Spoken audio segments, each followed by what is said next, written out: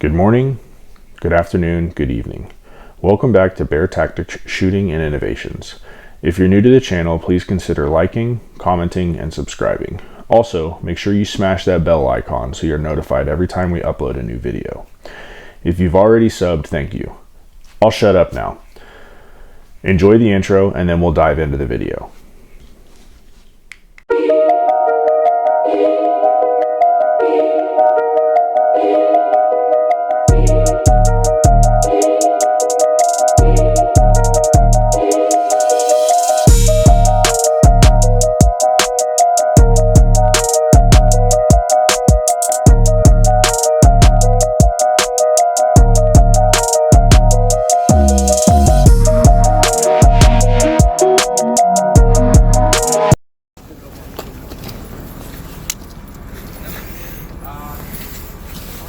Damn it, Bear! Look at me, I'm in the army! Shoot! I remember my first time shooting a T-36.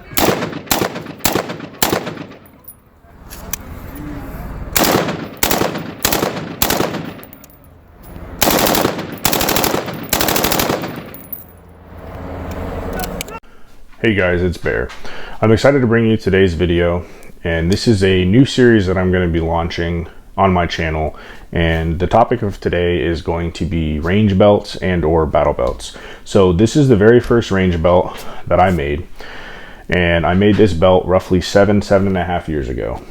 All right, so I've taken this belt apart to talk to you guys a little bit more in depth about each individual piece, and then towards the end of the video we'll go ahead and we'll assemble this belt, and we'll talk a little bit more about how I assemble it, why I assemble it, and the functionality and purpose of the belt that I designed.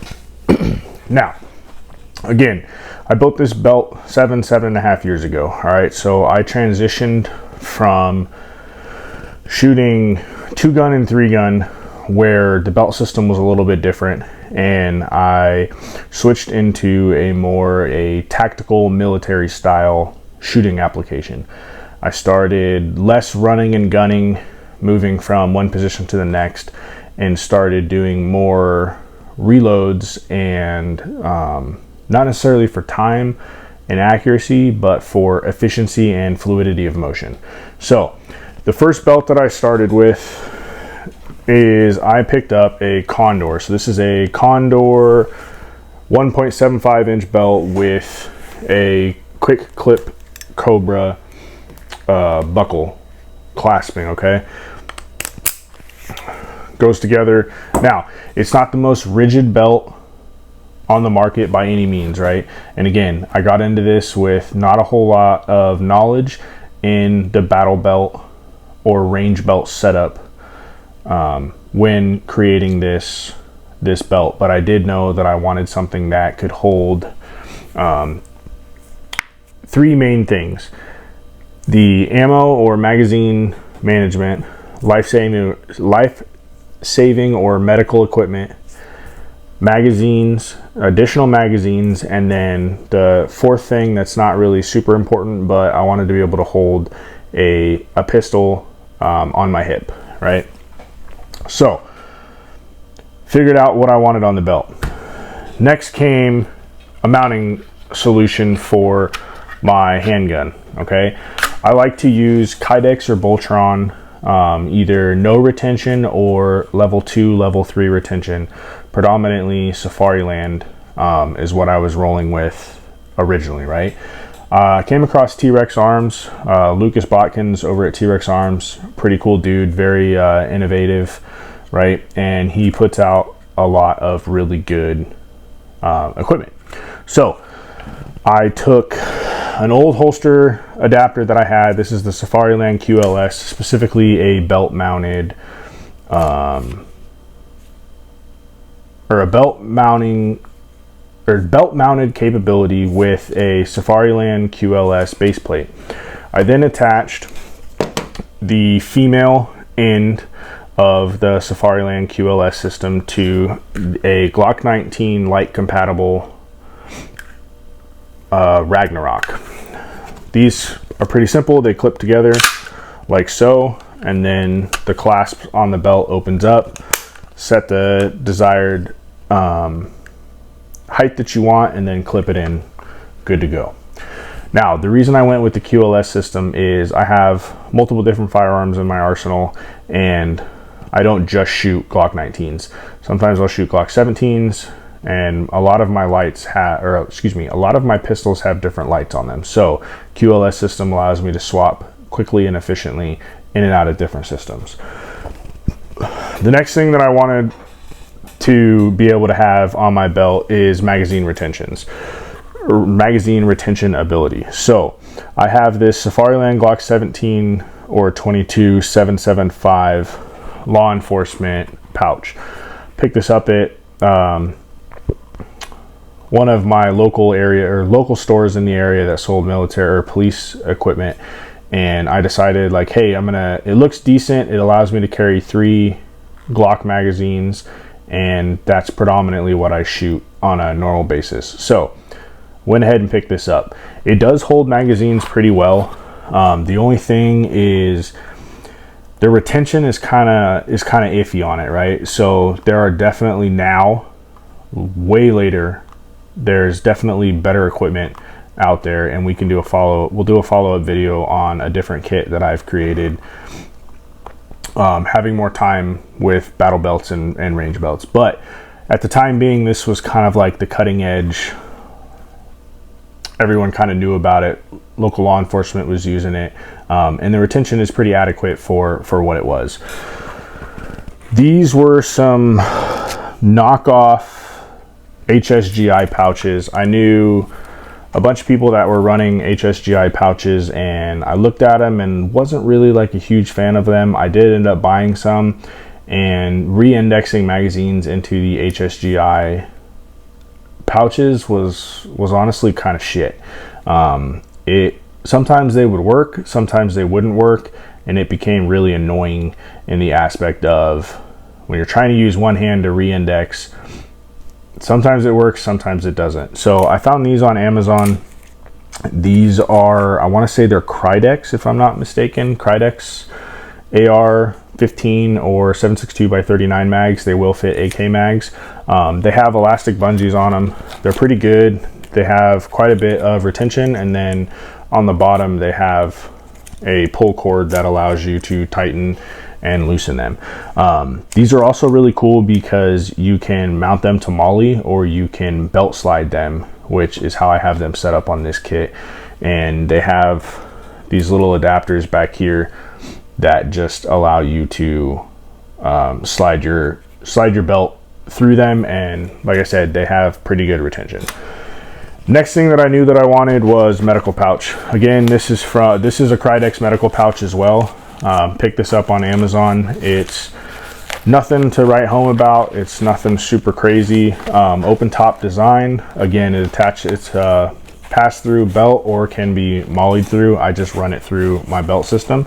Inside my IFAK or my medical kit, I have basically a military component IFAK refill kit. All right, I've got some hyphen chest seals. I have two sets of combat gauze, an Israeli bandage, some gloves, more combat, or another thing of combat gauze, excuse me, 2 more things of combat gauze,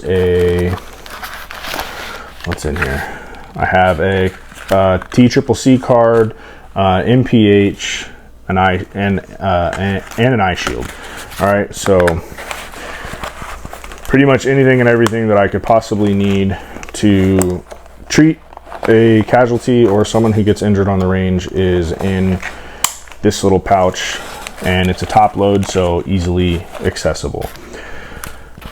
I like to carry 2 tourniquets, right? So depending on how big the individual is that gets injured, or if you are applying a tourniquet, not all the times will 1 tourniquet work. So I like to carry 2.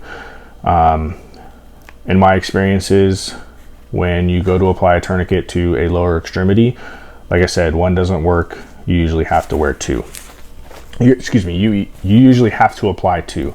Now, in this tourniquet pouch, I also carry some trauma shears. So I have read lots of forums. I know EMTs, firefighters, that they talk about and joke and laugh about people trying to treat casualties or help other people with pocket knives.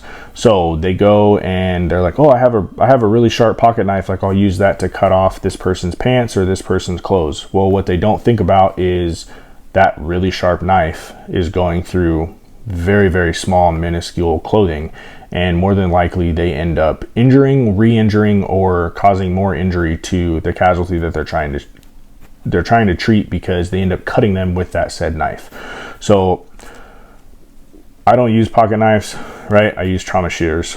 They're safer, they're more efficient, and 9 out of 10 times they're sharper than your average pocket knife.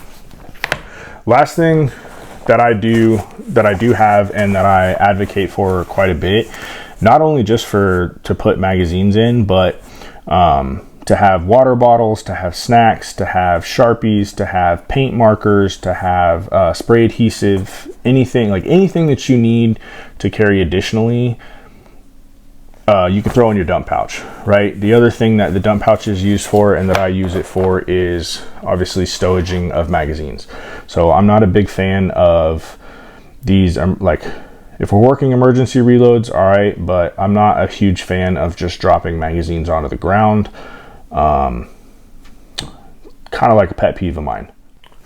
Okay, so now that I've kind of discussed everything that I had on the belt, we're going to go ahead and assemble the belt. All right, so first thing that I usually do when I go to assemble a belt is I will take off the right side or male side, however you want to describe it, of whatever the attachment piece is. This one happens to be, like I said, it's a Cobra buckle. So male side clips in, or on the right side it clips in. So I will detach this.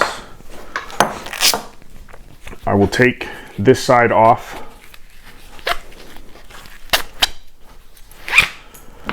Take it off, and then what I usually do so that I don't lose it or it's not in the way is I will reattach it to the female side. Now, effectively, the belt is open. All right, so when I'm setting up my belt, I like to keep two things in mind: fluidity and economy of motion. All right, so what I mean by that is fluidity of motion, right? So set up your primary, or things that you're going to use the most. So i.e. your magazines, or excuse me, your magazine caddies, your dump pouch, and your secondary or your holster. All right, so what I typically do is I will take my pistol magazines and I will slide them all the way through to the far left side of the belt. Why the left side? Well, I am right-handed, so when I reload, I use my left hand to reload. All right, so I'll slide this all the way over and I will just leave it on the far left side to start. So next, after that, I like to have a rifle magazine, and the reason for that is because if I am shooting only rifles and I need a primary or an emergency reload for that said rifle, going to my belt for me personally is faster than trying to go to, say, like a carrier or a plate carrier or a chest rig setup. It's just faster for me to drop down to my belt roughly where I would reach to enter into my pocket. So when I'm not wearing a belt, I keep my car keys on the left side in my front pocket. So again, fluidity and economy of motion. Okay, so I reach into my pocket hundreds of thousands of times a week, a day, however you want to describe it. I know exactly where my keys are at all times. They're always in my left side pocket. So again, I set up my battle belts with economy and fluidity of motion in mind. So I will slide this pouch on, or excuse me, this magazine caddy, and I will set it up directly next to the pistols. The next thing that I set up again is my dump pouch. So if I go to put anything in my dump pouch, again, I know where my keys are. They're on the left side, so putting stuff into my dump pouch is going to be easy. Setting it up farther forward on the left side allows ease of motion, and I don't have to think about things as much if I set it up that way. So again, slide this through, slide it all the way over. Now I typically roll these up so it's a little bit easier to have some extra space. Roll them up, they compress down a little bit more. Now, this is totally optional, not necessarily needed, but I like to have some redundancies on my kit. So I have 3 pistol magazines, 1 rifle magazine for, again, my emergency, and then I like to carry a second rifle magazine on my belt if my belt is big enough and I don't have other equipment that has to be on my belt. So like I said, I like to have redundancies, so I'm going to slide this one on here. This becomes number 2, the second rifle magazine.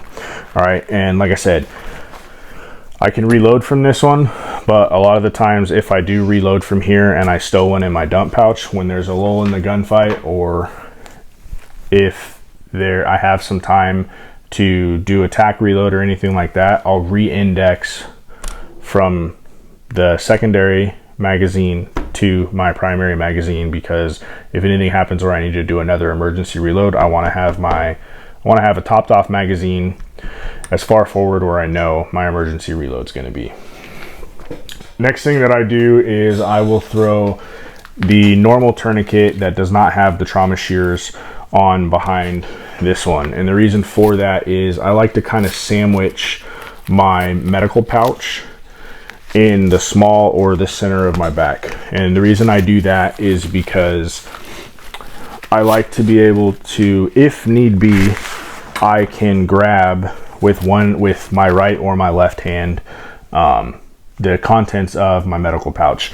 The other thing that I've come to find out is common sense isn't really so common nowadays with individuals. So if they see TQ and they know that, or they put 2 and 2 together that TQ stands for tourniquet, or they see a tourniquet kind of sandwiched in between a medical kit, it's easier to tell them like, hey, there's 2 tourniquets and a medical pouch. Like, the medical pouch is in the center, grab that.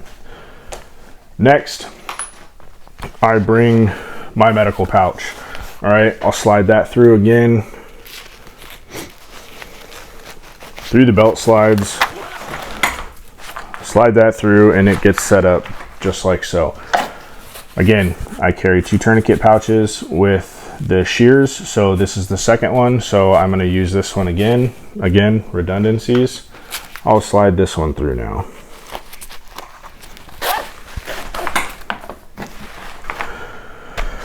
Now, the next thing, or the last thing that I put on is my pistol magazine holster, right? Or if I'm loading from the right side, depending on how the belt's set up. Some belts, the detachment point is on the left side. In this case, the detachment point that hooks, or that allows the belt to open and close, is on the right side. Sometimes it is on the left side, so do everything that I just did, but in the opposite order. So instead of starting from the left and working your way to the right, start from the right and work your way to the left. But in this case, everything is going from the left to the right. So the last thing that I do is I will set and make sure that I put my pistol holster on the belt. Then, as you can see, I will slide back through here, slide it through,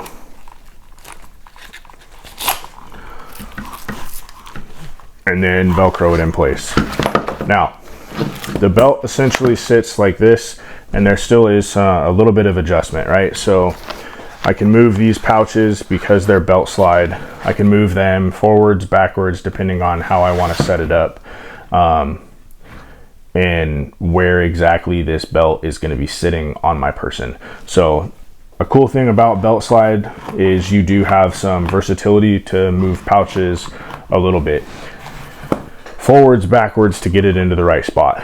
The downside to not using MOLLE is, again, there is movement. So if you're working for speed and you're using a shot timer and you're trying to go as absolutely fast as humanly possible, because these aren't secured down with MOLLE webbing straps, they do have some movement, which can affect your draw speed and your draw stroke and your time. So again, pros and cons to everything.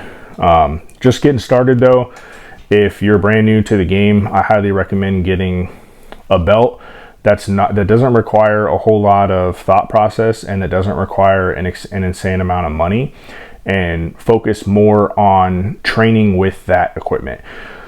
So is this the end all be all range belt setup?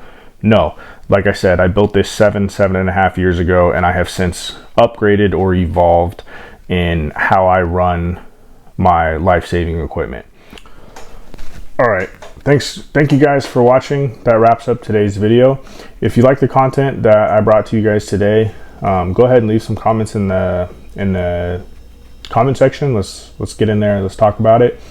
I'm trying to bring you guys a little bit more content. I'm trying to get myself out there. I enjoy shooting, and I enjoy pushing content, talking about gear, talking about training methodologies, and what's worked for me, how I've evolved throughout the years. And if I can pass down some knowledge and some wisdom to you guys, at the end of the day, that's really all I want. So again, I appreciate you guys sticking with me. I know it's kind of long-winded and kind of rambling a little bit, but again, I appreciate you guys watching. Again, don't forget, wise words from Bear: fight hard, train accordingly, you're never out of the fight. I'll see you on the next video.